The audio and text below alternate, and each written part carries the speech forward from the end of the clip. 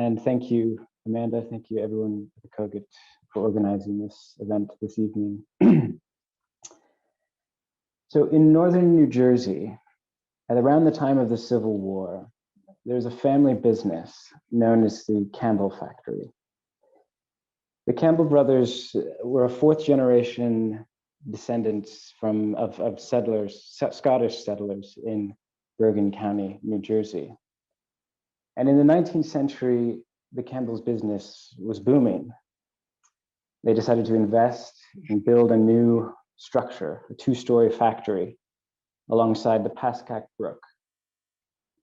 They installed a water mill, a water wheel, and that powered 4 grinding wheels on the workshop floor of this structure.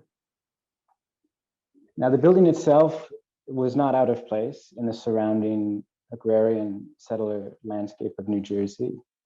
It stood between barns, blacksmith shops, a Dutch Reformed church, and a cemetery whose headstones listed the names of the Campbell's ancestors. And yet inside of the factory, the grinding wheels were used to polish a raw material that was rarely seen in New Jersey.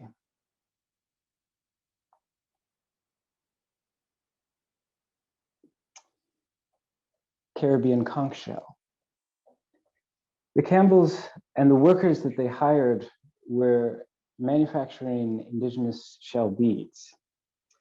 Their products also included a version of wampum. Now, for those who don't know, in an indigenous context, wampum is a sacred object. It's difficult to define, but at its heart, it's a sacred object that's woven into political negotiations, ceremony, and native life in general, everywhere from the Atlantic coast to the Great Lakes. It has been produced by native nations of the coastal Northeast, including the Narragansett, on whose land I'm speaking to you from here today at Brown. My research examines this Campbell Wampum Factory, as it was called, from an archaeological perspective.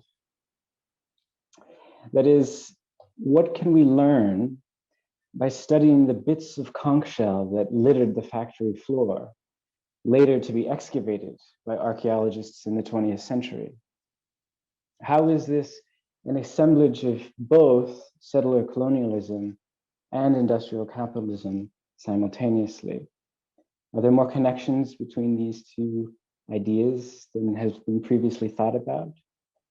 I've tried to follow this conch shell on its journey, everywhere from the Caribbean to New Jersey and beyond, where once after being transformed into beads, it was eventually traded with native peoples everywhere from the Midwest to the Great Plains.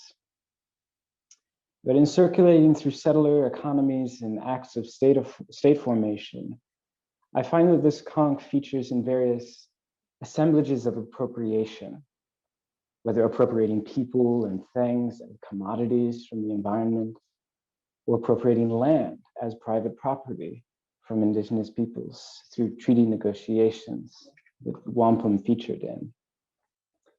The Campbells' presence in New Jersey, after all, was only made possible through a history of European and American governments expropriating the region from indigenous Munsee Lenape peoples, oftentimes violently. Inside the factory, settlers conscripted conch shell as an assemblage of cultural appropriation. In this case, the appropriation of indigenous crafting of wampum. And finally, in hiring workers to transform conch shell into beads, factory owners were appropriating surplus value from their workers. Various documents attest that many of these workers in the factory were either Black, Indigenous, or Afro-Indigenous ancestry. It's difficult to know for certain with the current evidence. We might suggest the person in this image of the Campbell factory leaning behind the protagonist might have been one of these waged workers.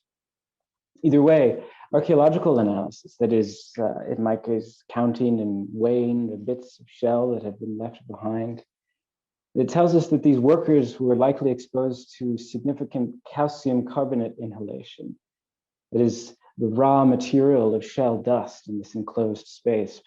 This would have put them at danger of contracting silicosis, a chronic and fatal lung disease common in other industries, such as mining, especially in the 19th century.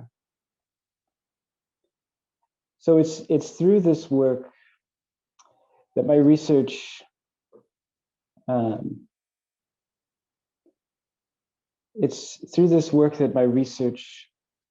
tries to expose some of the harms of this entanglement between settler colonialism and industrial capitalism.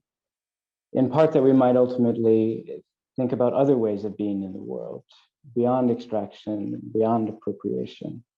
If settler colonialism and capitalism are more entangled than sometimes we assume, then this conch shell and its journey is a reminder that the resistance to those forces requires attention to that entanglement and its history. Thank you.